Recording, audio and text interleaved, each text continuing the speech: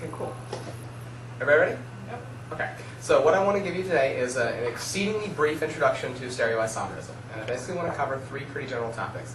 I want you to understand what stereoisomers are. I want you to have a feel for why they're important, why we care about identifying them, and then just a very brief introduction to how we name them. Right? So before I do anything on the board or anything chemistry related, I want you to take out your hands. Okay, both hands. I want you to try to orient them in a way that they will fit into each other perfectly. Right? Not line up perfectly like a mirror, but actually slip into each other. And what you'll pretty quickly figure out is you can't do it. Right? So if you put it so that your palm and your top line up perfectly, your thumbs face the wrong way. And if you put it so that your thumbs face the right way, well, your palms and your tops don't line up. Right? So clearly your left and right hand are different. Right? You can't slip one into the other. But they're not all that different. They both have 4 fingers and 1 thumb. The fingers and thumbs are arranged in the same pattern, the same connection pattern. So they're made up of the same parts. They're put together in the same orientation, but they're somehow still different in 3 dimensions. Right? And that's the essence of stereoisomers. In chemistry, stereoisomers are 2 compounds, 2 molecules, that have the same atoms, connected in the same arrangement of bonds, and yet for some reason in 3 dimensions they're still different. Right?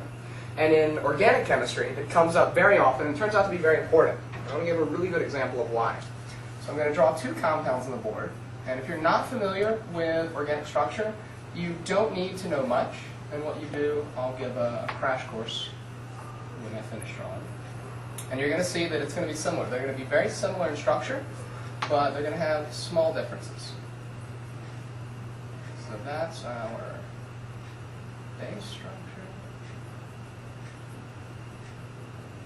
And before I go any further, just a little bit of terminology or some conventions. In organic chemistry, when you draw a structure on a board like this, a solid line, like any of these, are taken to be in the plane of the board. A wedge like this, that's solid, is taken to be coming out of the plane of the board like this, sort of at a 45-degree angle toward you. And then a dashed bond like this is taken to be going behind the plane of the board, same angle, but away from you. Make sense? Okay, so we've got all the same atoms arranged in exactly the same way. The only difference is, when we put the molecule flat, this carbon here can either be pointing toward you or pointing away from you. So these 2 compounds are stereoisomers. Make sense? Christina, which one would you rather have?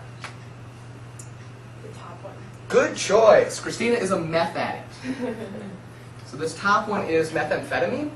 This bottom one is a Vicks inhaler that you can get over the counter at any drugstore. So in pharmacology, biological activity, organic chemistry, stereoisomerism is incredibly important. You do nothing but change the orientation in 3 dimensions at one space, and you go from an incredibly addictive psychostimulant to an antihistamine. Right? So it's something we clearly care about. Right? And thankfully, because we care about it, there are simple ways to name them and simple ways to know which ones we're talking about. Right? So I'm going to take a really dumbed down, not dumbed down for you guys, but a really simplified example. We're going to look at just one carbon atom with 4 things coming off of it. So a carbon can have at most 4 bonds. So we can have at most 4 things coming off of it. We're going to say that this one has 4 different things. If you have a carbon atom with 4 different things on it, those 4 things arrange themselves at the 4 corners of a tetrahedron. And what that results in is that there's a mirror image of this that is not the same. And you can draw that mirror image just by switching any 2 groups. Right? So I'm going to draw the same thing, but now I've switched the hydroxyl and the chlorine. So these 2 are mirror images of each other. If you imagine flipping this around, they would reflect. But they're not the same because this position doesn't line up perfectly. Right? So these 2 are stereoisomers, and there's a nomenclature method for naming them. And it involves 3 basic steps. The first step is you look at all of the things that are attached to the carbon, and you give them a priority that is dependent upon their molecular weight. The lower the molecular weight, the lower the priority. So this should be pretty simple to start out with. Hydrogen, first element of the periodic table, clearly going to be lowest priority, 1. And then you just go up by molecular weight. Next would be oxygen, then fluorine, and finally chlorine. Same over here. So step 1, pretty simple. You just arrange them so that they're in priority. Then, the next step can be a little difficult if you don't see in 3D well. I'm going to try to give a good explanation of what we do. Because what we want to do is orient this molecule so that the lowest priority group is pointing away from us. In other words, so that it's on a dashed bond. Right? Easiest way to think of this, so I've got these 3 arranged in a pattern almost like an upside down umbrella that's been turned inside out, right? And what we want to imagine doing is take this top bond, hold it, and then spin that inside out umbrella. And we're going to spin it around so that this hydrogen will go behind the plane of the board where the chlorine is. This chlorine will spin out to where this hydroxyl is. And this hydroxyl will spin back to where the hydrogen is. And what you'll end up with is this kind of structure.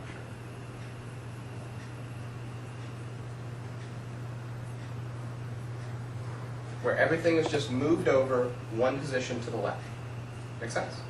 So now our hydrogen is on a dash.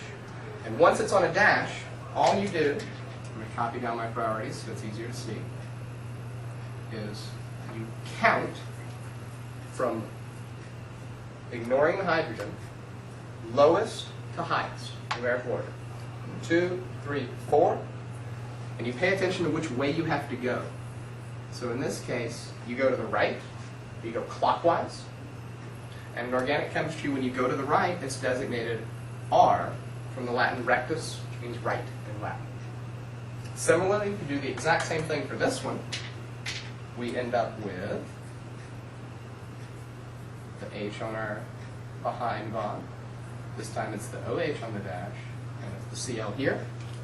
And if we do the same counting, starting from OH to the fluorine to the chlorine, this time we go left, we go counterclockwise, and that's designated S from the Latin sinister, means left. So, we know what stereoisomers are, a pretty good idea of why we care, and we have a general idea of how to make them. And if you really want to practice, you can take these two and apply the exact same thing. There's an understood hydrogen coming off on whatever the opposite bond is, if you want to check yourself. Thank you guys. Okay, great. Submit.